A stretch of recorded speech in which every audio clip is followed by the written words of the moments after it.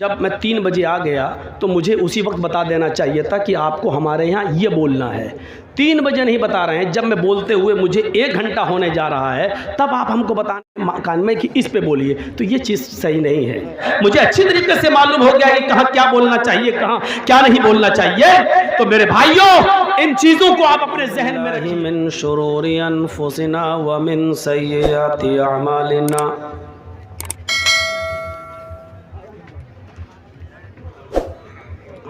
मन यहदिहिल्लाहु फला मुज़िल्ल लहु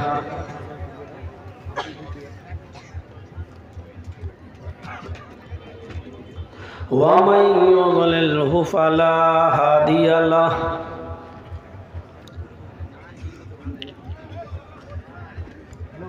व अशहदु अल्ला इलाहा इल्लल्लाहु वहदहु ला शरीक लहु व अशहदु अन्न मुहम्मदन अब्दुहु व रसूलुहु, अम्मा बाद,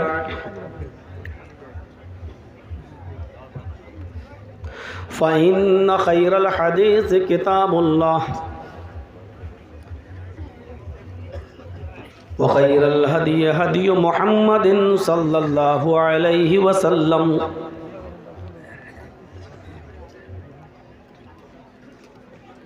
व शर्रुल उमूरि मुहदसातुहा व कुल्लु मुहदसतिन बिदअह व कुल्लु बिदअतिन ज़लालह व कुल्लु ज़लालतिन फिन्नार।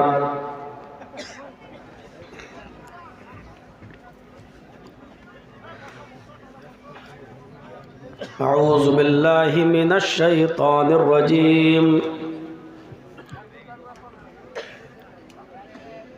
बिस्मिल्लाहिर रहमानिर रहीम।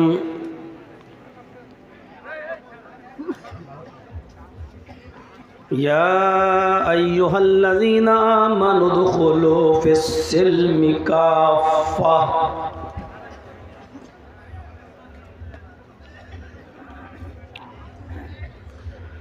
वअन उमर इब्नुल ख़त्ताब रज़ियल्लाहु तआला अन्हु क़ाल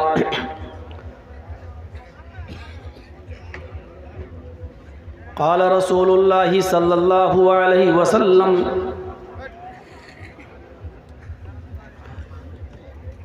इन्नमल अअमालु बिन्नियात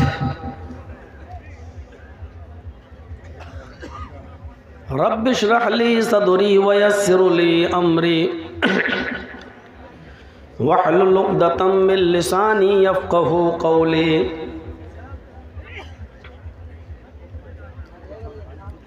मंच पर बैठे हुए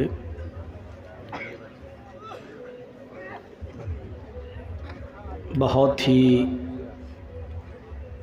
मुअज़्ज़ज़ उलमाए किराम और आपकी इस बस्ती के सम्मानित लोग और दूर दराज से तशरीफ़ लाए हुए इलाक़े के भी और नज़दीक और दूर से क़ुर्ब व जवार से तशरीफ़ लाए हुए ठंडी और सर्दी की इस रात में अब तक जमकर बैठने वाले हमारे मुअज़्ज़ज़ सामईन हज़रात, एक साइड में बैठी हुई हमारी माँ और बहनों, नौजवानों, अज़ीज़ बच्चों,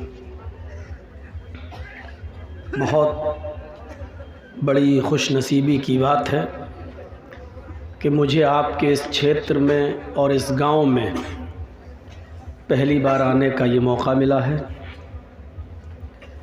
आपने मेहनत करके इस जलसे को रचाया है और ये साबित कर दिया है कि अगर इरादा मज़बूत हो तो बड़े से बड़े काम किए जा सकते हैं। इस जलसे में आपके इस इलाक़े के महबूब विधायक MLA साहब तजम्मुल हुसैन साहब को भी तशरीफ़ लाना था, लेकिन तबीयत कुछ ख़राब हो गई। अभी हमारी उनके भाई से बातचीत चल रही थी, पेट में कुछ गड़बड़ी है जिसकी वजह से वो इस इजलास में शिरकत नहीं कर सके। अल्लाह से दुआ कीजिए कि इलाहुल आलमीन उनको शिफ़ाए कामिला और आजिला अता फ़रमाए और जल्द से जल्द उनको सेहत व तंदुरुस्ती अता फ़रमाए, ताकि वो कौम का और आपके इस समाज का वो काम अच्छी तरीक़े से फिर कर सके। हमारी दुआएं उनके साथ हैं, आप भी उनको अपनी दुआओं में याद रखिए। मैंने बहुत ही छोटी सी एक आयत का टुकड़ा आपके सामने पढ़ा है। अगर देखा जाए तो वो छोटा ज़रूर है, लेकिन पूरे कुरान का एसेंस, पूरे कुरान का निचोड़, पूरे कुरान का ख़ुलासा इसी आयत के एक टुकड़े के अंदर मौजूद है। या अय्युहल्लज़ीना आमनु दुखुलू फिस्सिल्मि काफ़ा। आप जितनी खामोशी के साथ सुनेंगे उतना ही ज़्यादा समझ में आपको आएगा। मैं बहुत कोशिश करूँगा कि आपको बहुत आसान उर्दू और हिंदी के लफ्ज़, वो वर्ड इस्तेमाल करके आपको समझा सकूं।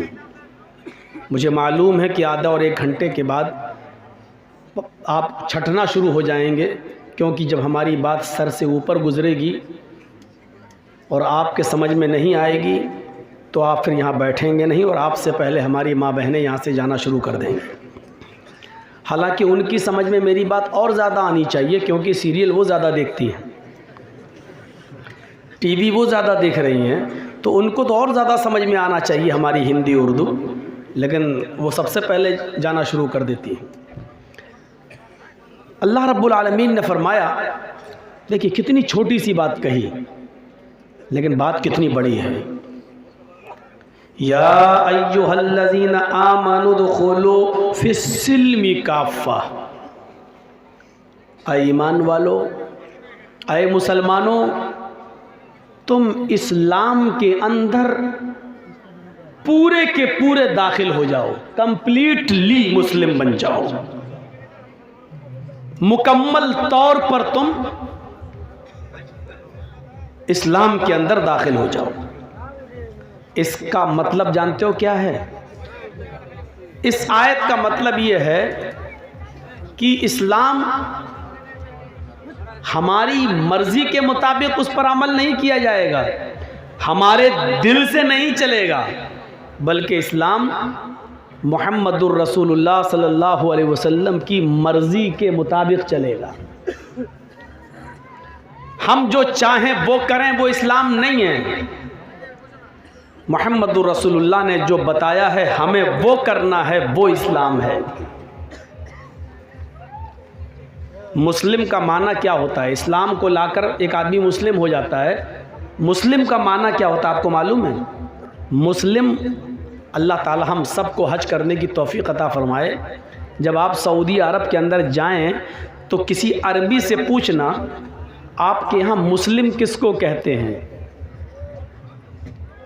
अरब आपको बताएंगे, अरब के अंदर मुस्लिम उस ऊँट को कहा जाता है जिसकी नाक में नकेल डाल दी गई हो, रस्सी डाल दी गई हो, और ऊँट कोई भी काम अपनी मर्जी से न करता हो। ऊँट का मालिक जब रस्सी पकड़ के उठाता है तो ऊँट उठता है। ऊँट का मालिक जब रस्सी से इशारा करता है, बिठाता है तो बैठता है। ऊँट का मालिक उसको खींच के पानी के पास ले जाता है तब ऊँट पानी पीता है। ऊँट का मालिक जब ऊँट को खिलाता है तो ऊँट खाता है। ऊँट का मालिक जब उसको लेके चलता है तो ऊँट जाता है।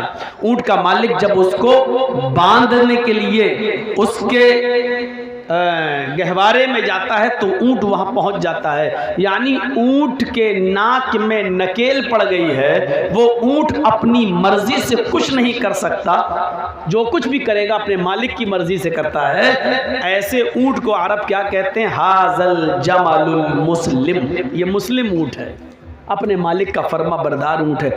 उसी मुस्लिम से मुस्लिम बना है। हम और आप मुस्लिम हैं। मुस्लिम का मतलब क्या है? अपनी मर्जी के मालिक नहीं है। हमारी नाक में भी एक नकेल डाल दी गई है शरीयत की। हम वहीं बैठेंगे जहां शरीयत हमें बैठने की इजाजत देती है, हम वहीं खड़े होंगे जहां शरीयत हमें खड़े होने की इजाजत देती है। हम इतना ही नहीं, वही खाएंगे शरीयत जो हमें इजाजत देती है, हम उसी चीज को पिएंगे शरीयत जिसको पीने की इजाजत देती है। गोया कि ये कह दिया जाए कि एक मुसलमान आवारा और खुला हुआ जानवर नहीं होता है कि वो जिसके खेत में जाना चाहे मुंह मारता फिरे। एक मुसलमान खूंटे से बंधा हुआ गाय, बैल, बकरी या कोई जानवर जो खूंटे से बंधा हुआ होता है, एक मुसलमान की पहचान वही होती है, वो एक खूंटे से बंधा हुआ है।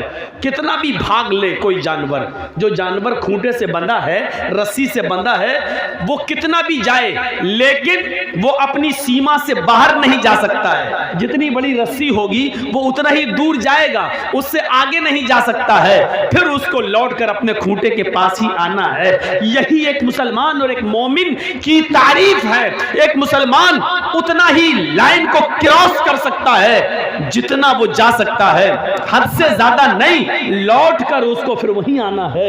यह है इस्लाम की, और यह है एक मुसलमान की, और यह है एक मोमिन की तारीफ। और जो मन में आता है जो खाता है, मन में आता है वो पीता है, मन में आता है वो वहां जाता है, मन में आता है वो करता है, जुआ भी खेलता है, शराब भी पीता है, चोरी भी करता है। हमारी माँ बहनें बेपर्दगी का मुजाहरा भी करती हैं, जब चाहती है तब सोती हैं। उनके पास रात में सोने की कोई सीमा नहीं है, वो रात में 2 बजे सोए, 3 बजे सोए, उनकी कोई लिमिट नहीं है, कोई सीमा नहीं है। तो माफ कीजिएगा, ये उस आवारा जानवर की तरह है जो खूंटे से रस्सी तोड़कर भाग गया है। वो जिसके खेत में जाता है, घास चर रहा है, उसकी फसल बर्बाद कर रहा है, वो एक आवारा जानवर है। और वो ऐसा जानवर है कि जिसके नाक में नकेल नहीं है, उसको कोई भी पकड़ सकता है, उसकी कोई भी चोरी कर सकता है, उसको कोई भी खा सकता है, उसको कोई भी काट सकता है, क्योंकि वो आवारा है और अपने मालिक से भागा हुआ है। तो मेरे भाइयों, जिस तरीके से मालिक से भागा हुआ जानवर महफूज नहीं है, उसी तरीके से शरीयत के बाहर जिंदगी गुजारने वाला मुसलमान महफूज नहीं है। इसी को अल्लाह के रसूल ने कहा था, यूशिकुल उममु अन तदा अलैकुम कमा तदाल अकलतु अला क़िसतिहा। एक जमाना तुम्हारे ऊपर ऐसा आ जाएगा कि सब जिस तरीके से भूखे लोग दस्तरखान पर टूट पड़ते हैं, भूखे लोगों को जहां खाना मिलता है वहीं टूट पड़ते हैं, ऐसी दुनिया की सारी कौमें तुम्हारे ऊपर टूट पड़ेंगी। दुनिया की सारी कौमें तुम्हारे ऊपर टूट पड़ेंगी। जिस तरह भूखे दस्तरखान पर, प्यालों पर टूट पड़ते हैं, उसी तरीके से दुनिया की सारी कौमें तुम्हारे ऊपर टूट पड़ेंगी। आज वो जमाना हम अपनी आंखों से देख रहे हैं। मुसलमान कहीं भी महफूज नहीं है। दुनिया के किसी चप्पे में चले जाइए आप, मुसलमान महफूज नहीं है। वो फिलिस्तीन जो अरबों के अंडर में था, आज वो फिलिस्तीन यहूदियों के कब्जे में है। फिलिस्तीन, इजराइल फिलिस्तीन के कब्जे में है। वो बैतुल मुकद्दस जिस पर हमने 800 साल जो हमारे दायरे में रही, जो हमारे कंट्रोल में रही, हमारी नाइत्तिफाकी बढ़ी, जब हमारे दरमियान, जब हमारे बीच में फिरकाबंदी हुई, तू हनफी, तू शाफई, तू बरेलवी, तू शिया, तेरे पीछे मेरी नमाज नहीं, मेरे पीछे तेरी नमाज नहीं, जब ये सारी बातें हमारे दरमियान आई तो बैतुल मुकद्दस आज यहूदियों के कब्जे में चला गया। हमारे अंदर मेजॉरिटी नहीं है, हमारे अंदर इत्तिफाक नहीं है, हमारे अंदर इत्तिहाद नहीं है, हमारे अंदर एक एकजुटता नहीं है, हमारे अंदर फिरकों में बटे होने की लालसा जागी हुई है। हम एक दूसरे को गाली दे रहे हैं, हम एक दूसरे के पीछे पड़े हुए हैं। मेरे भाइयों, ये चीज़ हमें दूर कर देती है। शरीयत की नकेल अपने अंदर डालिए, शरीयत की नकेल अपने अंदर डालिए। कुरान ने क्या कहा? या अय्युहल्लज़ीना आमनु दुखुलू फिस्सिल्मि काफ़ा, ऐ ईमानो वालो, ऐ मुसलमानों, तुम इस्लाम के अंदर पूरे के पूरे दाखिल हो जाओ, पूरे के पूरे दाखिल हो जाओ। क्या कोई कह सकता है कि हम पूरे के पूरे इस्लाम में दाखिल हैं? एक आदमी उठा, 10 बजे सो के उठ रहा है, फजर की नमाज उसने नहीं पढ़ी, जोहर की नमाज पढ़ाया, मगरिब की नमाज पढ़ाया, असर की नमाज पढ़ाया, इशा की नमाज में फिर हिम्मत नहीं हुई, सर्दी की रातें, फिर जाके सो गया। क्या 3 वक्त की नमाजें पढ़कर हम बिस्तर पे सो जाते हैं और अपने आप को हम मुसलमान समझते हैं? अल्लाह ने और उसके रसूल ने हम पर फ़र्ज़ की है 5 वक्त की नमाज। कोई आदमी 2 वक्त की नमाज को अहमियत नहीं देता, फजर में सो जाता है, इशा में सो जाता है और 3 वक्त की नमाज पढ़ लेता है। मेरे भाइयों, ये आदमी डबल गुनाहगार है। कभी आपने सोचा है क्यों इस आदमी को डबल गुनाह क्यों पड़ेगा? आप ही बताइए। आपका एक बच्चा है, 10 साल का है, मान लीजिए 5th में पढ़ रहा है, 6th में पढ़ रहा है, स्कूल जाता है, स्कूल का टाइम है उसका 8 बजे स्कूल है, 1 बजे छुट्टी है, लेकिन आपका बच्चा हमेशा कभी 8:30 पे पहुंचता है, कभी 9 पे पहुंचता है। 1-2 मरतबा वहां का स्टाफ, वहां के टीचर वार्निंग देंगे, आज लेट कैसे आए हो, सब देर हो गई, 1-2 बार छोड़ देंगे। लेकिन बार बार जब आपका बच्चा 2-3 बार लेट पहुंचेगा तो उसको पनिशमेंट भी मिलेगा, कभी उसको मारा भी जाएगा। आज देर से क्यों आए हो, 2-3 बार मार के छोड़ दिया जाएगा। लेकिन जब वो अपनी आदत बना लेगा और वो बराबर लेट जाएगा तो फिर उसको स्कूल का मैनेजमेंट उसको स्कूल से निकाल देगा। क्यों? और एक वो बच्चा है जो स्कूल जाता ही नहीं है, ना उसको मारा जाता है ना निकाला जाता है। क्यों? वो तो जा ही नहीं रहा है, वो तो जा ही नहीं रहा है, ना उसको मारा जा रहा है ना निकाला जा रहा है। क्यों? वो तो जा ही नहीं रहा, तो उसको क्यों मारेंगे? लेकिन जब आपका बच्चा स्कूल जाता है तो उसको कभी मारा भी जाता है और बाद में निकाला भी जाता है, यानी उसको डबल सजा। एक तो ये कि पिटाई भी लगी, दूसरी ये कि उसने आदत बना ली तो उसको निकाला। पढ़ने वाले बच्चे को डबल सजा और जो बिल्कुल नहीं पढ़ रहा है उसको कोई सजा नहीं। तो आपने कभी गौर किया, जो आदमी बिल्कुल नमाज नहीं पढ़ रहा है दुनिया में उसको कोई सजा नहीं है, नहीं पढ़ रहा है। लेकिन जो आदमी 3 टाइम की पढ़ता है, 2 टाइम की छोड़ देता है, 4 वक्त की पढ़ रहा है, 1 टाइम की छोड़ देता है, ये आदमी अल्लाह की अदालत में डबल मुजरिम है, डबल गुनाहगार है। उसकी वजह यह है कि अल्लाह ने फर्ज की है 5 वक्त की नमाज, ये अपने ऊपर फर्ज कर लिया 3 वक्त की नमाज। अल्लाह ने कहा 5 की पढ़ो, ये 3 की और 4 की पढ़ रहा है। इसको डबल गुनाह इस बात का, एक तो 2 वक्त की नमाज छोड़ रहा है, एक तो गुनाह इस बात का, और दूसरा गुनाह नमाज को अपने मनमाने तरीके से पढ़ रहा है, अल्लाह के कानून को बदलने की सजा, यानी चेंज करने की सजा। क्योंकि अल्लाह ने फर्ज की 5 वक्त की और ये पढ़ रहा 3 वक्त की, इसलिए इसको डबल सजा। ये हमें और आपको सोचना चाहिए। हम अपने मुआशरे में जी रहे हैं, रह रहे हैं, क्या है ये मुआशरा? वो इस्लाम जो सबसे बेहतर मजहब है, हम उसकी कदर नहीं कर पा रहे हैं, हम उसकी कदर नहीं कर पा रहे। हर वक्त जब तक हम इस्लाम में डूबे नहीं रहेंगे, मसलन जर्जीज साहब कुर्सी पर बैठे तकरीर कर रहे हैं, कुर्सी पर बैठने से पहले सोच लेना चाहिए कि कुर्सी पर बैठकर तकरीर करना कोई नाजायज तो नहीं है। जब हम माइक में बोलें तो ये सोच लेना चाहिए कि माइक में बोलना कहीं गुनाह तो नहीं है। आप जो जलसा सुनने के लिए यहाँ बैठे हैं और बिना जरूरत के आप उठ रहे हैं, बैठ रहे हैं और आवाज कस रहे हैं और आपके मुंह से आवाज निकल रही है, तो आपको ये सोच लेना चाहिए कि आवाज निकालने से पहले कहीं जलसा सुनते वक्त, कुरान और हदीस की बातें सुनते वक्त मुंह से बोलना जायज है कि नाजायज है। जब तक हम हर बात पर इस्लाम की फिक्र नहीं करेंगे कि इस्लाम में जायज़ है कि ना जायज़, तब तक हम इस्लाम पर पूरा अमल नहीं कर सकते। हमारा उठना बैठना, लेटना, सोना, जागना, खाना पीना सब इस्लामी होना चाहिए। हमारी शादियां इस्लामी होनी चाहिए, हमारा रहन सहन इस्लामी होना चाहिए, हमारे बीवी बच्चे इस्लामी माहौल में रहना चाहिए। ये तमाम चीजें जब तक हम सोचेंगे नहीं।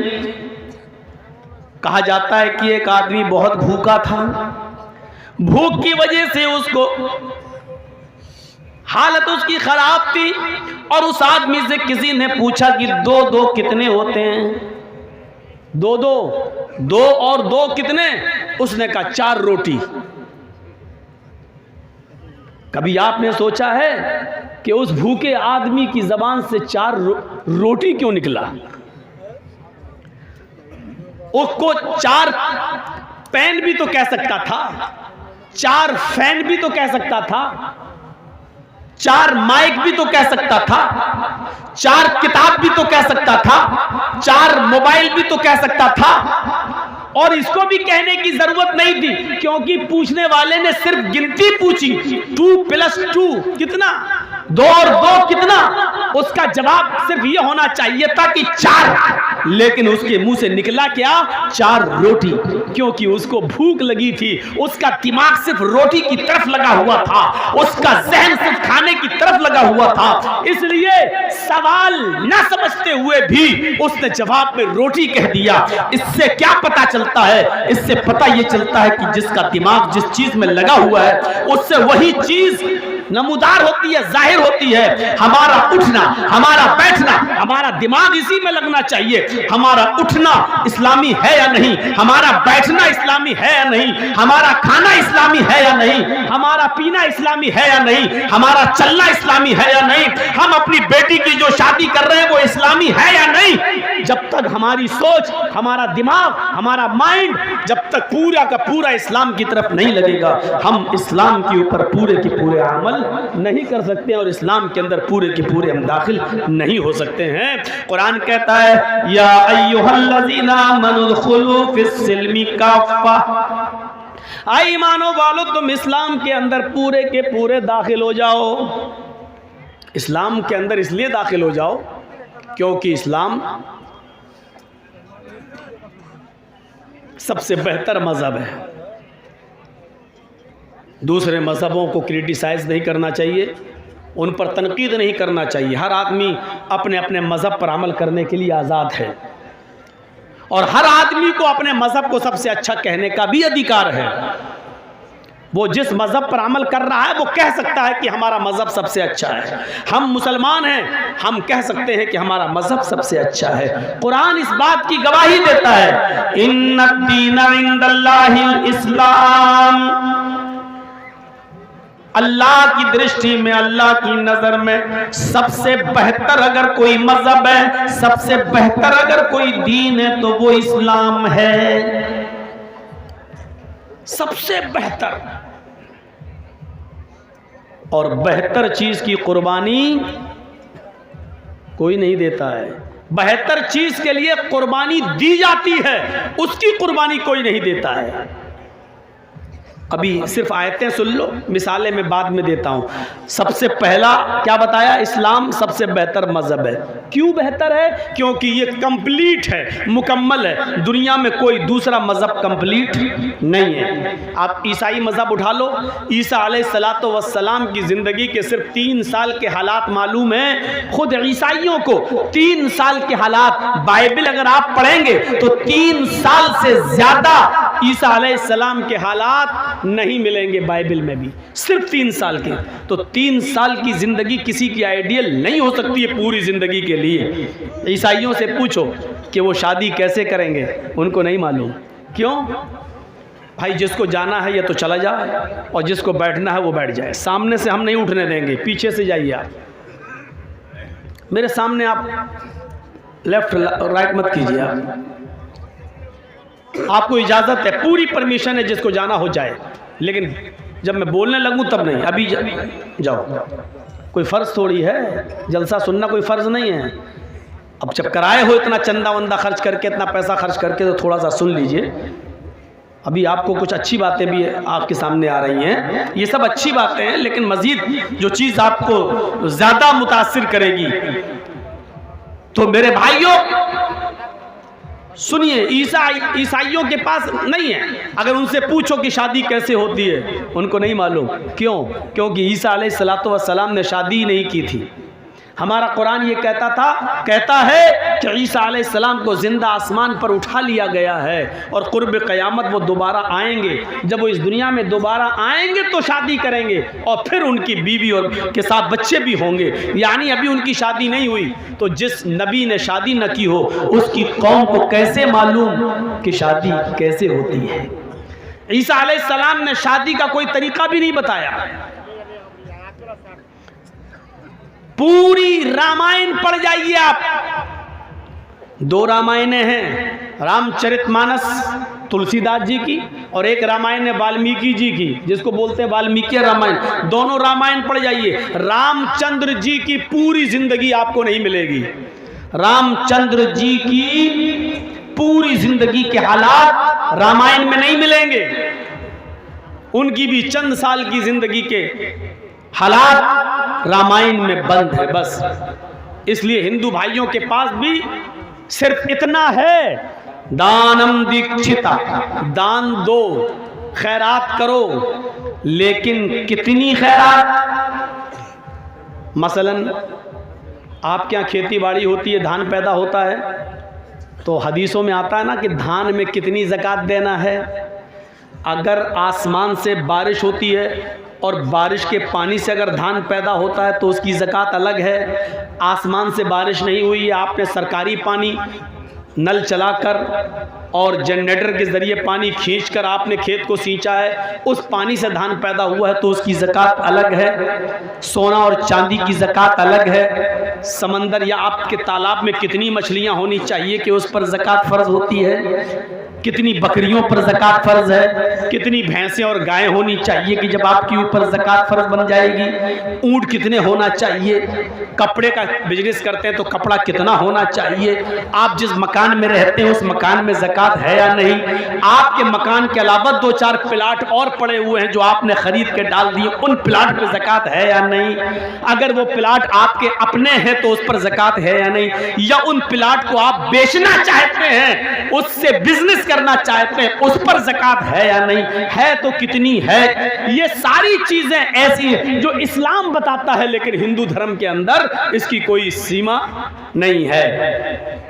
नकद है आपके पास तो 1 लाख रुपए में 2,500 रुपए आपके ऊपर ज़कात है, 40 रुपए में 1 रुपया ज़कात है, 100 रुपए में 2.5 रुपया आपके ऊपर ज़कात है, 1000 में आपके ऊपर 250 रुपए ज़कात है, 1 लाख में आपके ऊपर 2500 रुपए में 2,500 रुपए ज़कात है।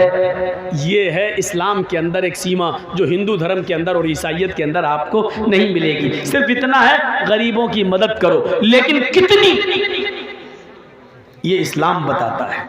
तो इसलिए कहा इस्लाम एक मुकम्मल मज़हब है, कंप्लीट मज़हब है। शादी अल्लाह के नबी ने करके दिखलाई है, और करके ही नहीं दिखलाई है बल्कि आपकी पहली शादी, आप आश्चर्य करेंगे, सुनिए, आपकी पहली शादी कितनी साल की उम्र में हुई? किसी को मालूम है? आप लोगों में 25। लाज रख ली दोस्त आपने। और किससे हुई? खदीजा रज़ी अल्लाह ताला अन्हा से। उनकी उम्र कितनी थी? 40। अल्लाह के नबी ने ये शादी करके बतला दिया है कि कम उम्र का लड़का बड़ी उम्र की औरत से शादी कर सकता है और ये कोई नाजायज नहीं है। और सुनिए, खदीजा जो उम्र में 15 साल बड़ी थी अल्लाह के रसूल से, नबी अकरम से, अल्लाह के रसूल सबसे ज़्यादा प्यार भी उन्हीं से करते थे। ये चीज़ ना ईसाइयत में मिलेगी ना हिंदू धर्म के अंदर मिलेगी। सिर्फ इतना लिखा है पति और पत्नी में प्रेम होना चाहिए बस, लेकिन प्रेम कैसा, उसकी मिसाल कैसी? रामचंद्र जी सीता से कितना प्यार करते थे, आज तक रामायण पढ़ जाइए आपको नहीं मिलेगा। अगर प्यार करते होते तो रावण लेके ना भागा होता। 14 साल का वनवास ले लिया था रामचंद्र जी ने, अपनी पत्नी को छोड़ गए, 14 साल के लिए जंगल में चले गए। साहब, पत्नी की देखरेख कौन करेगा, कौन देखरेख करेगा? तो ये मैं क्रिटिसाइज नहीं करना चाहता हूं और होना भी नहीं चाहिए, लेकिन बताना मैं ये चाहता हूं कि बीबी घर में अकेली, रामचंद्र जी का कोई पुत्र तो था नहीं भाई। 14 साल तुम जंगल में रहोगे तो बेटा कहां से आएगा, बेटी कहां से होगी, औलाद कहां से आएगी? तो ये सब चीजें सोचने की हैं। तो रामचंद्र जी के ने 14 साल का वनवास ले लिया। उधर रावण जो है उनकी पत्नी को लेके भाग गया। जो भी हुआ वो अलग बात है कि सीता जी अच्छी थी, नेक थी, अपने रामायण के मुताबिक उन्होंने रावण को हाथ नहीं लगाने दिया, और रावण ने भी बहुत चाहते हुए भी उनको बदनाम नहीं होने दिया। बदनाम करना चाहता था लेकिन नहीं कर सका, और सीता को अपने आप को पाक साफ, अपनी कौम के सामने पाक और साफ साबित करने के लिए आग में कूदना पड़ा, छलांग लगानी पड़ी, ये बताने के लिए कि रावण के साथ मेरा कोई ताल्लुक और मेरा कोई संबंध नहीं। ये सारी चीजें आप देखिए आप और पढ़िए आप। इधर हजरत आयशा के ऊपर भी इल्जाम लगता है, इधर हजरत आयशा के ऊपर भी, लेकिन हजरत आयशा को अल्लाह के नबी उनके घर पहुंचा देते हैं, आपने इल्जाम नहीं लगाया।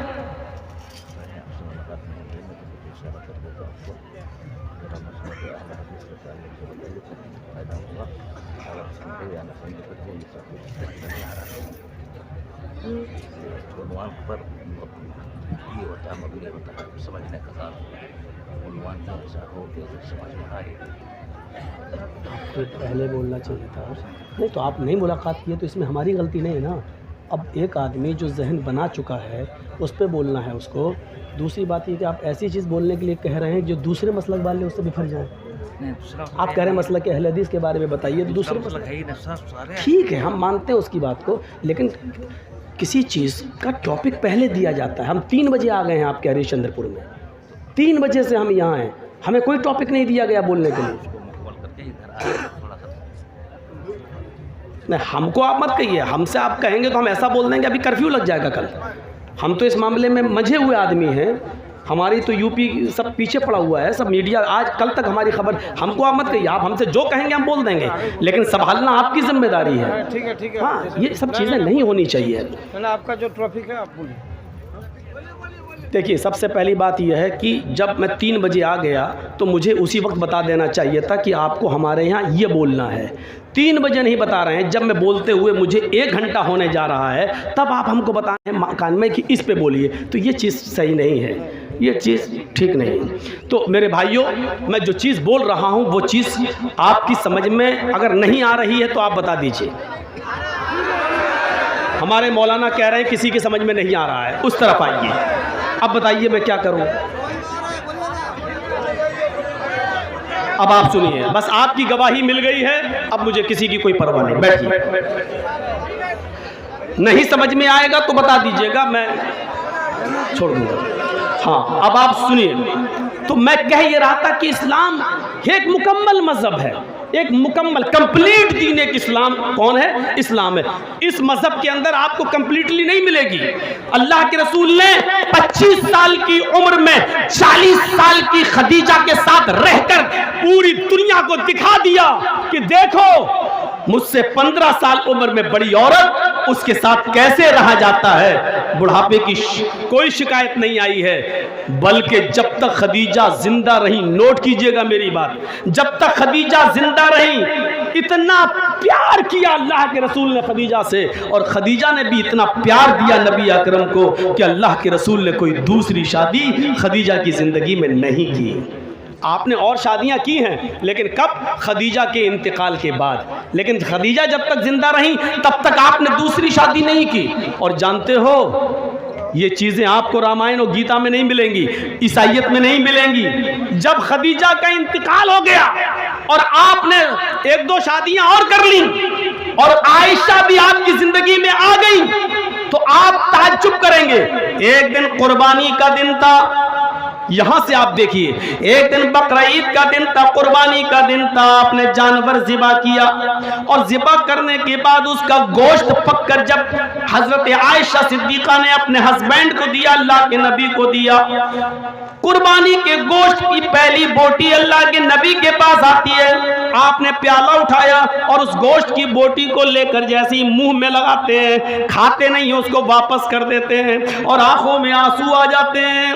रोते हुए पूछा अम्मा आयशा ने, मेरे सरताज क्या हुआ? अय अल्लाह के नबी आपको ये क्या हो गया है? तो अल्लाह के नबी जवाब देते हैं, आयशा आज मुझे खदीजा की याद आ रही है। खदीजा इस दुनिया में नहीं है, इंतकाल कर चुकी हैं, लेकिन इंतकाल के बाद जबकि हजरत आयशा एक जवान बीवी नबी के पास बैठी है, लेकिन नबी अकरम गोश्त नहीं खा रहे हैं। क्या कहते हैं? आयशा आज मुझे खदीजा की याद आ रही है। खदीजा जिंदा होती तो वो भी मेरे साथ बैठकर खाना खाती, मेरे साथ बैठकर गोश्त तनावुल फरमाती। पूरी दुनिया को बता दिया, आए नबी की जिंदगी पर लांछन लगाने वालों, आए मोहम्मद साहब की जिंदगी पर जुल्म करने वालों, इल्जाम लगाने वालों, ये नबी का प्यार था कि अपने से 15 साल बड़ी औरत के साथ इस तरह रहे कि उसके इंतकाल के बाद भी उसको भूल नहीं सके, इंतकाल के बाद भी उसको भुला नहीं सके। खदीजा इस दुनिया में नहीं है, लेकिन अल्लाह के रसूल अपने दिल से खदीजा को नहीं निकाल सके। फरमाया आयशा जब तक खदीजा की सहेलियों को गोश्त नहीं पहुंच जाएगा मैं नहीं खाऊंगा। फिर आपने जानवर के गोश्त के टुकड़े किए, उसकी बोटियां बनाई और पैकेट बना बना कर आपने खदीजा की सहेलियों को पहुंचाया। और खदीजा की सब सहेलियों को जब गोश्त पहुंच गया तब अल्लाह के नबी ने गोश्त खाया। तो प्रैक्टिकल करके अगर बताया तो किसने बताया? इस्लाम ने। इसीलिए मैं कहता हूं कि दुनिया का कोई मजहब कंप्लीट नहीं है, कंप्लीट अगर कोई मजहब है तो इस्लाम है। और इसीलिए कुरान ने क्या कहा? अल-यौमा अकमलतु लकुम दीनकुम व अतममतु अलैकुम निअमती व रज़ीतु लकुमुल इस्लाम दीना। आए मोहम्मद सल्लल्लाहु अलैहि वसल्लम आज मैंने तुम्हारे इस दीन को मुकम्मल कर दिया।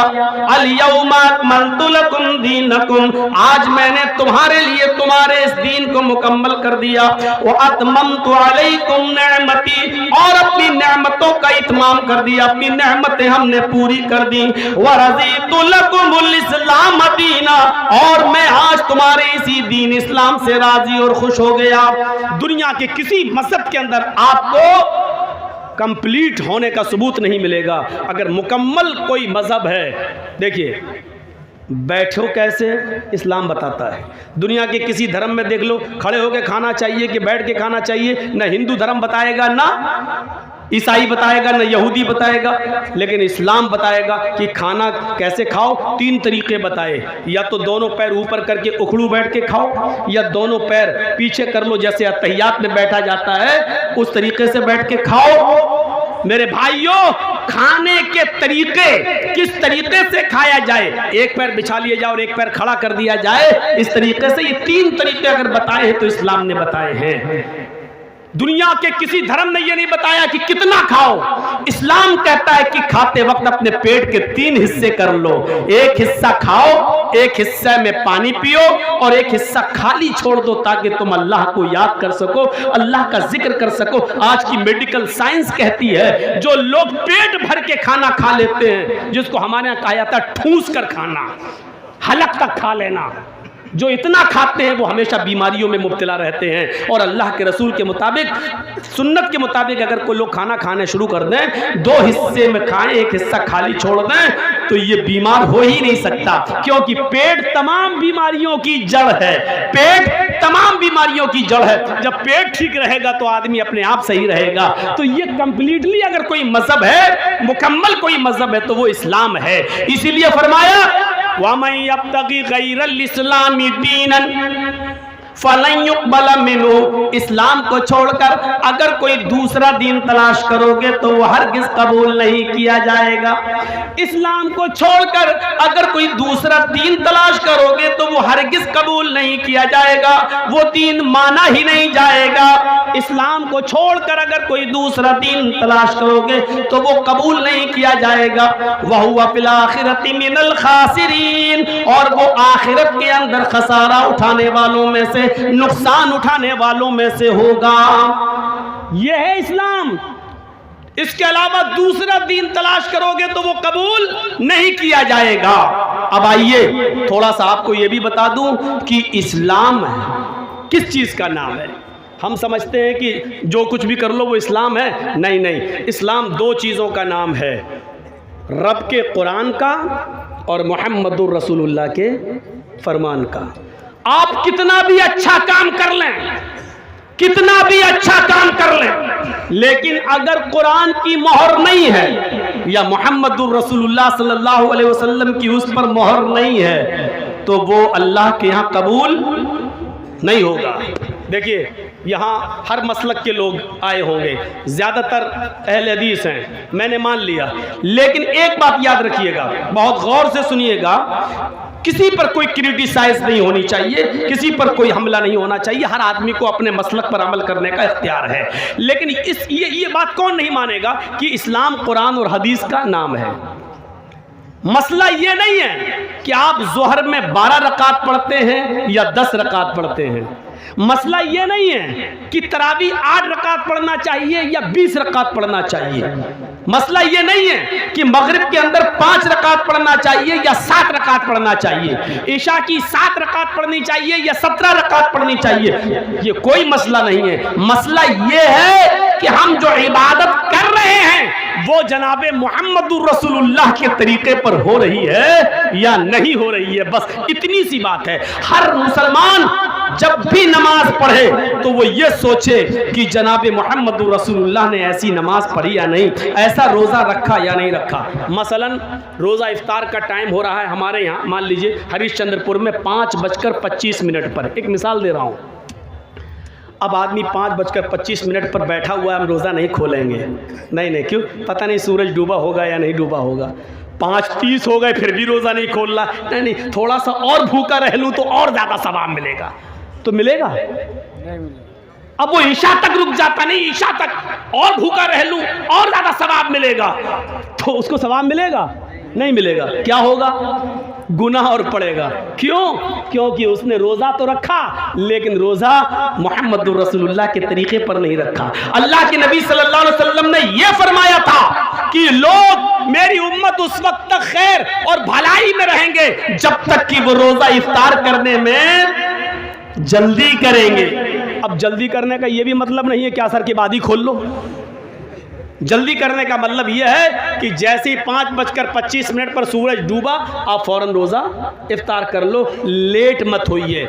अब जर्जीस साहब के यहाँ मान लीजिए हरिश्चंद्रपुर में 5 बजे सहरी का टाइम ख़त्म हो रहा है सुबह।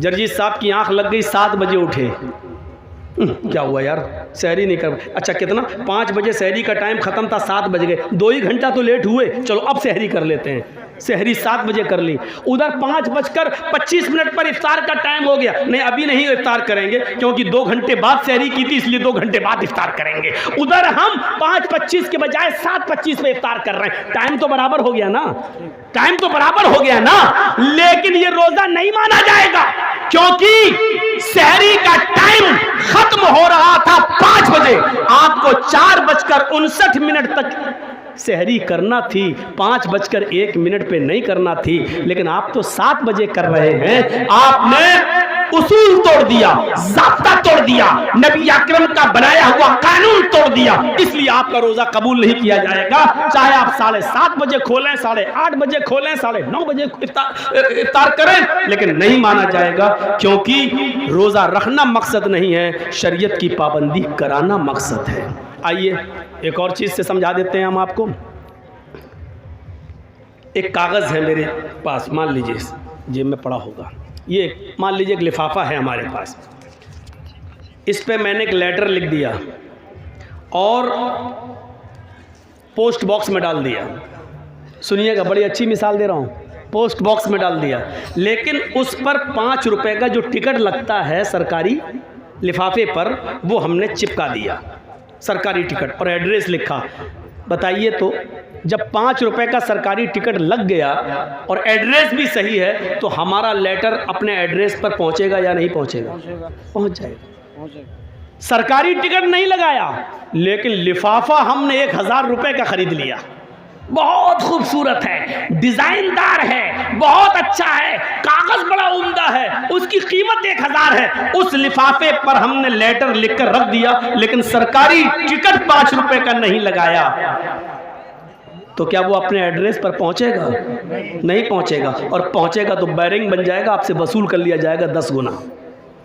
नहीं पहुंचेगा, क्यों? क्योंकि उस पर सरकारी मोहर नहीं लगी है, सरकारी टिकट नहीं लगा है। तो पता चला कि 5 रुपए का सरकारी टिकट लग गया तो पहुंच जाएगा। 1000 का खरीद लिया लेकिन सरकारी टिकट नहीं लगा तो नहीं पहुंचेगा। इसी तरीके से जोहर की नमाज 10 नहीं 12 पढ़ लो, 12 नहीं 12,000 पढ़ लो, मगरिब की नमाज 5 नहीं 7 पढ़ लो, 7 नहीं 7,000 पढ़ लो, तरावी 8 नहीं 20 पढ़ लो, 20 नहीं 20,000 पढ़ लो, लेकिन उस पर सरकार की मोहर नहीं है, यानी जनाबे मोहम्मद रसूलुल्लाह की मोहर नहीं है, तो वो हमारी नमाज अल्लाह के यहाँ कबूल नहीं होगी। मेरे भाइयों, रकातों की तादाद का कोई मसला नहीं है, मसला ये है कि अल्लाह ने कुरान में क्या कहा है, माताकुमुर रसूल फखुज़ूहु व मा नहाकुम अन्हु फंतहु। रसूल तुम्हें जो दे, जिसने माँ को समझ लिया वो सब कुछ समझ गया। आज पूरी तकरीर मेरी समझ जाओगे अगर माँ को समझ लिया। माँ ये वाली माँ नहीं जिसके पेट से बच्चे पैदा होते, ये माँ नहीं, माँ अताकुमुर रसूल। यहाँ इस आयत में जो लफ्ज़ माँ आ रहा है उसको मैं कह रहा हूँ, माँ अताकुमुर रसूल फखुज़ूहु। माँ के 2 माना हैं, जहन में रखिएगा, दिमाग में, माइंड में। माँ के कितने माना हैं? यहाँ इस जगह 2। पहला माना जो, और दूसरा माना जितना। माँ अताकुमुर रसूल का पहला तर्जुमा क्या होगा? माँ अताकुमुर रसूल, रसूल जो दे वो ले लो। सुनिएगा क्या मतलब हुआ? माँ अताकुमुर रसूल, रसूल जो दे वो ले लो। और दूसरा माँ का तर्जुमा यहाँ ये होगा, माँ अताकुमुर रसूल, रसूल जितना दे उतना ले लो। मतलब समझ रहे हो क्या? ना उसमें ज्यादा कर सकते हो ना उसमें कम कर सकते हो। अगर मगरिब की 3 रकात दी है फर्ज तो 3 ही पढ़ना है। अब अगर कोई 5 पढ़ ले तो गुनाहगार होगा। अल्लाह के रसूल ने वुजू बनाने का हुक्म दिया है तो 3 बार हाथ धुलने को कहा, 3 बार कुल्ला करने को, 3 बार नाक में पानी डालने को, 3 बार चेहरा धुलने को। अब कोई आदमी कहे यार मैं 4 बार धुल लेता हूँ, जितना ज़्यादा धुलो उतना ज़्यादा चेहरा साफ होगा, जितना ज़्यादा हाथ धुलो उतना ज़्यादा हाथ साफ होगा, जितना ज़्यादा पैर धुलो उतना ज़्यादा पैर साफ होगा। तो माफ़ कीजिएगा, जो आदमी आज़ाए वुजू को 4 बार या 5 बार धुलता है तो उसका वजू होगा नहीं। सुन्नत के खिलाफ करने पर उसकी नमाज रद्द कर दी जाएगी और उसको गुनाह पड़ेगा। क्यों? क्योंकि अल्लाह के रसूल ने जितना दिया था इसने उतना नहीं लिया, बल्कि नबी के दिए हुए को कम समझा, इसलिए उसने ज़्यादती कर दी, अपनी तरफ से बढ़ा दिया अपनी तरफ से। तो नबी जो दे वो ले लो और जितना दे उतना ले लो। और इतना याद रखना, गलती बड़े बड़ों से हुई है। कोई आदमी दुनिया में ये नहीं कह सकता कि हमसे खता नहीं हो सकती है। इस्लाम जानबूझकर खता करने को गुनाह करार देता है, लेकिन अनजाने में, मसलन हम बहुत पढ़े लिखे, एक मिसाल दे रहा हूँ, मान लीजिए मैं बहुत पढ़ा लिखा लेकिन हमको तहकीक करने में कोई गलती हो गई, लेकिन इल्म हो जाने के बाद कि सही चीज़ ये है, हम जो है वो गलत है, तो फिर सही चीज़ आ जाने के बाद हमको गलत चीज़ को छोड़ना पड़ेगा, हमें गलत चीज़ को तर्क करना पड़ेगा। इल्म हो जाने के बाद भी हम उस पर जमे हुए हैं तो वो ठीक नहीं है। आइए मैं तुम्हें लेके चलता हूं एक ऐसे मंजर की तरफ, आपको बड़ी हंसी आएगी, आपको बड़ा मजा भी आएगा, लेकिन मजा देने के लिए और हंसाने के लिए मैं आपको तकरीर नहीं कर रहा हूं। यहां आपको बुखारी शरीफ की एक हदीस का वाकया सुनाने जा रहा हूं, लेकिन इस वाकये में यह आपको थोड़ी सी मुस्कुराहट आ जाएगी। 2 कदीम सहाबा हैं और सफर कर रहे हैं।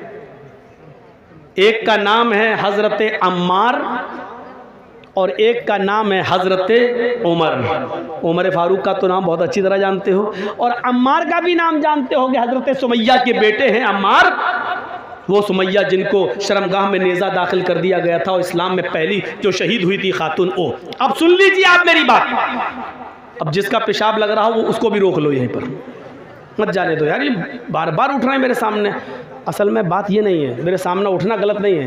एक बार हैदराबाद में मैं तकरीर कर रहा था तो कोई मेरे सामने से उठा तो मैं समझा पेशाब करने जा रहा है। वो पेशाब करने के बजाय वो सीधा मेरे माइक आके पकड़ के फेंक देता है, और उसके बाद में लाठी डंडे और टमाटर अंडे चले वहाँ फेंके गए। तो मुझे वही मेरे दिमाग में भरा हुआ है। जब भी सामने से कोई उड़ता तो मुझे डर लगता है कि ये माइक पकड़ने ना आ रहा हो। अब वही दिमाग है। मैंने कहा नहीं, वो भूखा आदमी, उससे पूछा दो दो क्या, कहता 4 रोटी। तो जो दिमाग में भरा होगा वही है ना। तो मेरे दिमाग में ये भरा है, जो भी सामने से उड़ता है मैं समझता हूँ ये माइक पकड़ने तो नहीं आ रहा है। जैसे अभी मौलाना मेरे कान में बोले तो मुझे यही लगा, कहीं मैं कुछ लगा मुझे, लेकिन वो कान में बोल दिए, समझा दिए, ठीक है। तो सुनिए, एक थे अम्मार और एक थे उमर, दोनों सफ़र में थे। अब मैं अपनी स्पीड थोड़ी स्लो कर रहा हूँ, आपको तभी आप समझ पाएंगे। दोनों सफ़र कर रहे हैं और रात में एक जंगल से गुज़र हो रहा है। सोचते ख़तरनाक जानवर हैं, इसलिए इसी जंगल में सो लिया जाए, आराम कर लिया जाए। उन्होंने अपनी अपनी चादर बिछाई और सो गए। फजर की नमाज में दोनों को उठना था। फजर की नमाज में दोनों को उठना था। बड़ा दिलचस्प वाक़या सुना रहा हूँ, आपको भी मज़ा आएगा, सुनिए। और जिनको मसला मालूम नहीं होगा वो मसला भी जान जाएंगे। दोनों को फजर की नमाज में उठना था और दोनों फजर की नमाज के वक्त उठे, लेकिन दोनों ही जुम्बी हो गए। जुम्बी समझते हैं? दोनों को ही गुस्ल की ज़रूरत पड़ गई। अब तो समझ गए ना, खुलकर कहने की ज़रूरत नहीं है। यानी दोनों इंसान हैं, आदमी सोता है, दोनों को ही नाइट फॉल हो गया।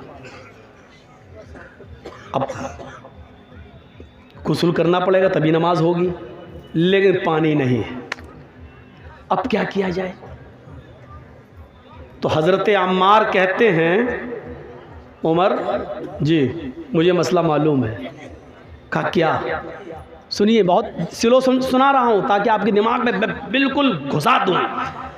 कहा, उमर मुझे मसला मालूम है। अल्लाह के नबी जुमे का खुतबा दे रहे थे तो आपने फरमाया जब पानी न मिले तो पाक मिट्टी से तयम्मुम कर लो।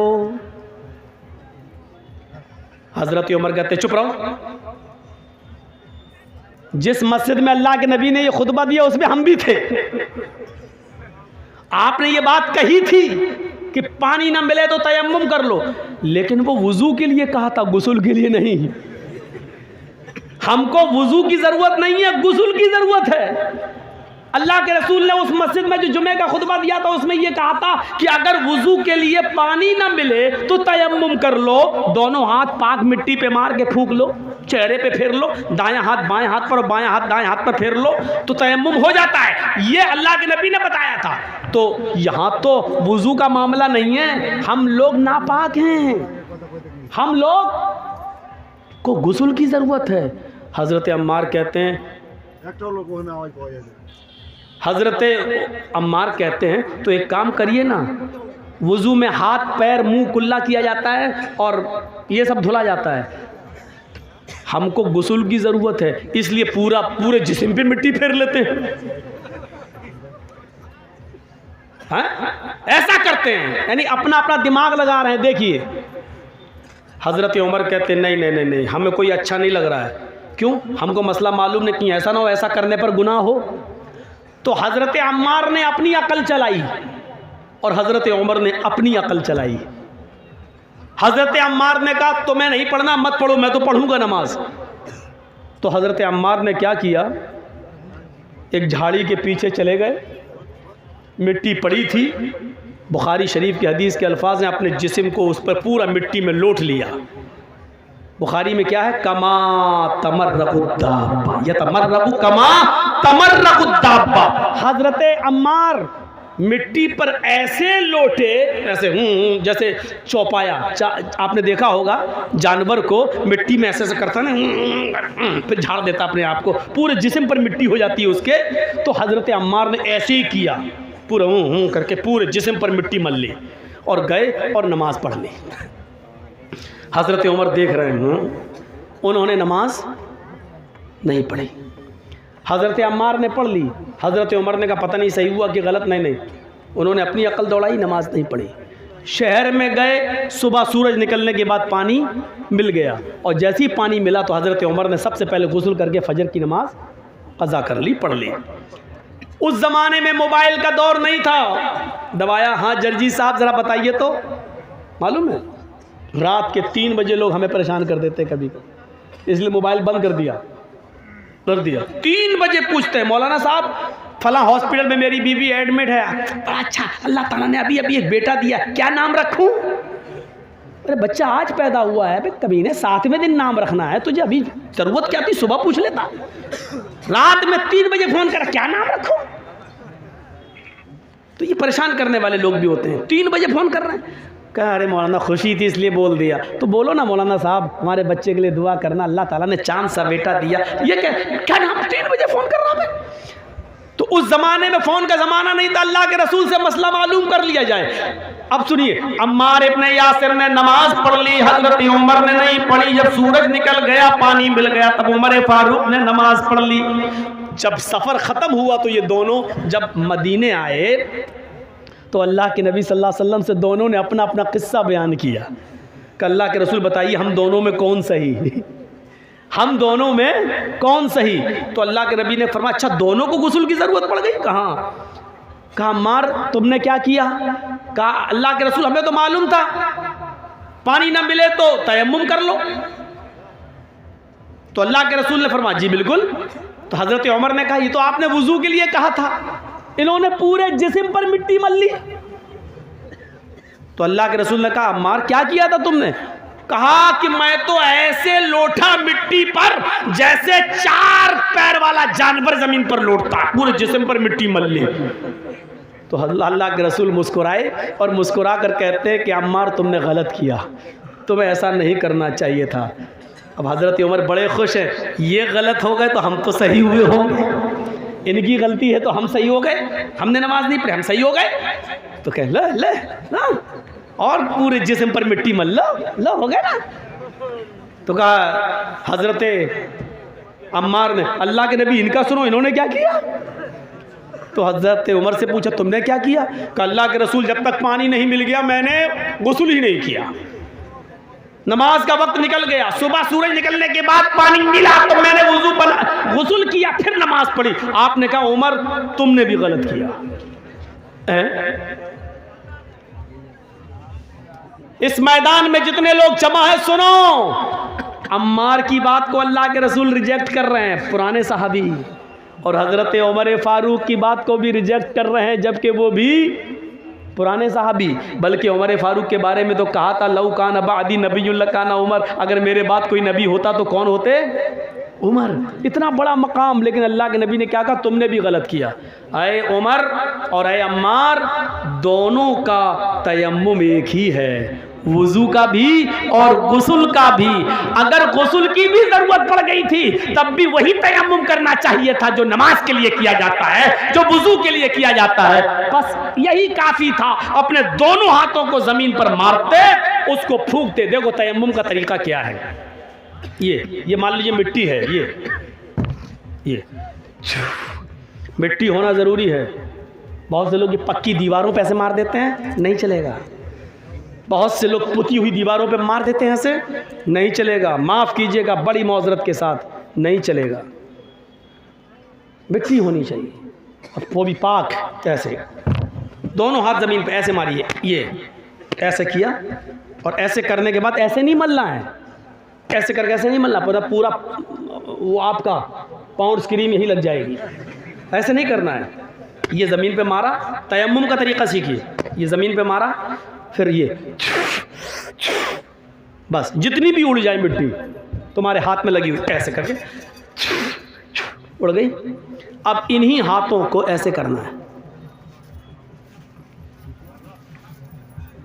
देखिए हो गया।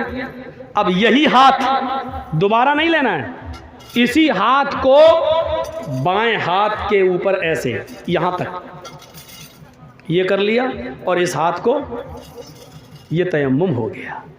तो अल्लाह के नबी ने कहा था यकफी, हाँ तुम्हारे लिए इतना कर लेना काफ़ी था। तुमने पूरे जिस्म पर मिट्टी मल ली, तुमने भी गलत किया। और अव्वल वक्त पर नमाज न पढ़ के सूरज के निकलने तक इंतज़ार करके फिर गुस्ल के लिए पानी मिल गया, तब पानी नहाकर फिर तुमने नमाज पढ़ी, तुमने भी गलत किया, क्योंकि नमाज को उसके अव्वल वक्त से निकाल दिया। तो अब आप समझ रहे हैं गलती किन किन से हो सकती है। हज़रत अम्मार से भी हो गई, हज़रत उमर से भी हो सकती है, तो मौलवी जर्जी से क्यों नहीं हो सकती है? आज हम जैसे कोई मौलाना ये नहीं कह सकता कि मैंने जो कहा वो बिल्कुल सही है, उसी को आंख बंद करके मान लो। नहीं, हर शख्स की बात शरीयत की कसौटी पर रखी जाएगी। अगर कुरान और हदीस से मिल रही होगी तो मानी जाएगी, कुरान और हदीस से नहीं मिल रही होगी तो नहीं मानी जाएगी। मेरे भाइयों, इस चीज को याद रखना। आइए अब मैं तुम्हें एक ऐसे वाक़े की तरफ लेके चलता हूं जिससे तुम्हें बहुत बड़ा मसला मालूम होगा। हजरत उमर फारूक खुतबा दे रहे हैं, सुनिए। हजरत उमर फारूक खुतबा दे रहे हैं और उस खुतबे के अंदर अल्लाह के फरमा रहे हैं कि लोगों, आजकल मेहर बहुत बढ़ गया है। मेहर जानते हैं ना, लड़की की शादी में जो रखा जाता है उसको आपके यहाँ क्या बोलते हैं? मेहर, दैन मेहर, मोहर नहीं। मोहर तो वो होती जो लगाई जाती है। मेहर, दैन मेहर, सही है। तो मेहर, लोगों मेहर बढ़ता जा रहा है। हाय हाय हाय, सुनिए, बहुत प्यारी बात। अब लोग बहुत ज्यादा मेहर रखने लगे, देने लगे। लड़कियां भी निकाह के मौके पर बहुत ज्यादा मेहर की डिमांड करने लगी। मैंने अल्लाह के नबी के निकाह देखे हैं, नबी की बीवियों को अल्लाह के नबी ने जो मेहर दिया वो मुझे मालूम है। अल्लाह के नबी ने अपनी बेटियों की, ज़ैनब की, रुकैया की, उम्मे कुलसूम की और फातिमा की शादी की तो कितना मेहर रखा ये भी मुझे मालूम है। सबसे ज्यादा जो मेहर था वो 400 दिरहम, 400 दिरहम का मेहर था। 400 दिरहम का, 400 दिरहम से ज्यादा मेहर अल्लाह के नबी ने नहीं रखा। लिहाजा अगर कोई भी शख्स अपनी बीवी को 400 दिरहम से ज्यादा मेहर देगा तो वो मेहर उमर उस औरत से छीन लेगा और बैतुल माल में जमा कर देगा। 400 से ज्यादा जो मेहर होगा, 400 तक तो उस औरत के पास रहेगा, लेकिन 400 के बाद जो भी मेहर देगा उतना वो जायद मेहर जो ज्यादा है वो उस औरत से लेकर बैतुल माल में जमा कर दिया जाएगा। ये किसने कहा? हजरत उमर ने कानून बना दिया, मिंबर पे खड़े होकर खुतबा दे दिया। खुतबा तो दे दिया, टाइम ख़त्म हो गया, उतर गए, जुमे की नमाज पढ़ा दी। नमाज पढ़ाने के बाद उसी मस्जिद में पर्दे में एक औरतें भी नमाज पढ़ रही थी, पर्दा पड़ा हुआ था, औरतें भी नमाज पढ़ रही थी। एक बूढ़ी औरत आती है पर्दे से, कहती है अमीरुल मोमिनीन मुझे आपसे कुछ कहना है। बोला क्या कहना चाहती हो? बोलो। कहा वहीं आना चाहती हूँ। मैंने पैरों में सॉक्स मोजे पहन रखे हैं, हाथों में मैंने दास्ताने ग्लव्स पहन रखे हैं, मेरा चेहरा छिपा हुआ है, मैं वहीं आकर आपसे रूबरू मिलना चाहती हूँ। आपने मसला गलत बता दिया। हजरत उमर फारूक से कह रही है एक औरत कि आपने मसला गलत बता दिया। हजरत उमर कहते हैं मैंने गलत बता दिया? कि हाँ, आओ इधर। औरत, बूढ़ी औरत गई, कहा अमीरुल मोमिनीन आपने इस मिंबर पर खड़े होकर ये कैसे कह दिया कि कोई भी आदमी अपनी बीवी को 400 दिरहम से ज्यादा मेहर नहीं दे सकता? हजरत उमर ने कहा मां, बूढ़ी मां, अल्लाह के रसूल ने अपनी बीवियों को 400 दिरहम से ज्यादा नहीं दिया, अपनी बेटियों के निकाह में 400 दिरहम से ज्यादा मेहर नहीं रखा। फिर उस औरत ने क्या जवाब दिया? अमीरुल मोमिनीन 400 दिरहम देना एक अलग बात है, लेकिन 400 दिरहम से ज्यादा नहीं दे सकता है कोई मर्द। क्या ऐसी कोई हदीस है आपके पास? क्या अल्लाह के रसूल ने 400 दिरहम से ज्यादा मेहर देने को से मना किया? ऐसी कोई हदीस है आपके पास? तो हजरत उमर ने कहा माँ मुझसे हदीस क्यों मांग रही हो? क्या 400 दिरहम से ज्यादा भी कोई मेहर दे सकता है? ऐसी कोई हदीस है तुम्हारे पास? यह हजरत उमर ने उससे पूछा, ऐसी कोई हदीस है तुम्हारे पास? उस बूढ़ी औरत ने जवाब दिया अमीरुल मोमिनीन 400 दिरहम से ज्यादा भी मेहर दे सकता है, हदीस नहीं कुरान की आयत मौजूद है। हजरत उमर ने कहा कुरान में है? मैं रोज कुरान पढ़ता हूं। कहा रोज पढ़ते हो तब भी आपको नहीं मालूम? जल्दी बताओ, आए बूढ़ी औरत, आए माँ, जल्दी बताओ वो कौन सी कुरान की आयत है जिसमें लिखा हो कि 400 दिरहम से ज़्यादा भी दे सकता है शौहर अपनी बीवी को महर। उस औरत ने, बूढ़िया ने कुरान की आयत पढ़ी, व आतैतुम इहदाहुन्ना किंतारन फला ताखुजू मिन्हु शैआ। सोचिए,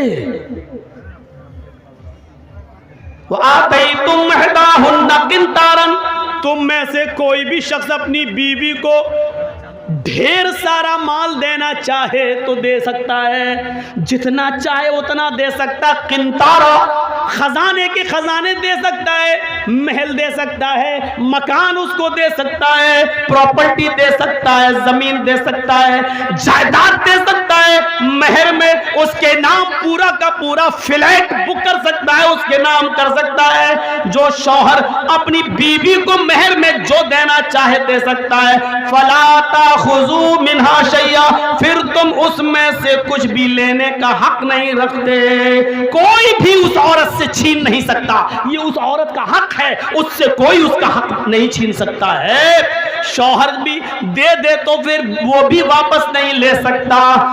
आए उमर, जब दिए हुए माल को शौहर नहीं ले सकता है तो आप कैसे ले सकते हैं? आपने ये कैसे कानून नाफिज कर दिया? कैसे कह दिया कि 400 दिरहम से ज्यादा अगर कोई अपनी बीवी को महर देगा तो वो महर छीन कर बैतुल माल में जमा कर दिया जाएगा? आप रॉन्ग हैं, आपने गलत कहा है। कुरान तो कहता है जितना चाहे उतना दे सकता है और उसमें से तुम कुछ भी लेने का हक नहीं रखते। हजरत उमर ने लोगों से पूछा जो मस्जिद में बैठे हुए थे, उन लोगों से पूछा क्या ये आयत कुरान में मौजूद है जो बुढ़िया पढ़ रही है? ये औरत जो कुरान की आयत पढ़ रही है, क्या ये आयत कुरान में मौजूद है? लोगों ने जवाब दिया हाँ, ये आयत कुरान में मौजूद है। हजरत उमर अपनी गलती एक्सेप्ट करते हैं और फिर मिंबर पर दोबारा खड़े होते हैं और कहते हैं अख्तार रजुलुन व असाबत इम्रातुन, अख्तार रजुलुन व असाबत इम्रातुन। मर्द ने गलती की और एक औरत ने दुरुस्त बात की, एक औरत ने सच्ची बात की है, लिहाजा उमर अपनी बात वापस ले रहा है। अब इस औरत की दी हुई कुरान की आयत को नाफिज करता है। लोगों, तुम जितना चाहो अपनी बीवी को महर दे दो, अब मैं किसी से महर की रकम नहीं छीनूंगा और बैतुल माल में जमा नहीं करूंगा। मेरे भाइयों, एक आदमी कोई गलत फैसला कर सकता है लेकिन दलील आ जाने के बाद, कुरान की आयत आ जाने के बाद उसको मानना ही पड़ता है। जो आदमी गलत ही पर नहीं, मैंने जो कहा वही सही है, सही बात आ जाने के बाद भी गलती पर लटका रहे, नहीं मैंने जो कहा वही सही है, तो ये चीज गलत होती है। हजरत उमर फारूक ने कहा अख्तर रजुलुन, मैंने गलती की है, मर्द से खता हो गई, औरत ने सच्ची बात कही है, और फिर अपनी बात को वापस ले लिया। यही है सलफ, यही है मेरे भाइयों। इस्लाम की सही बात आ जाने के बाद आदमी सही बात को ले ले और अपनी पुरानी रविश छोड़ दे।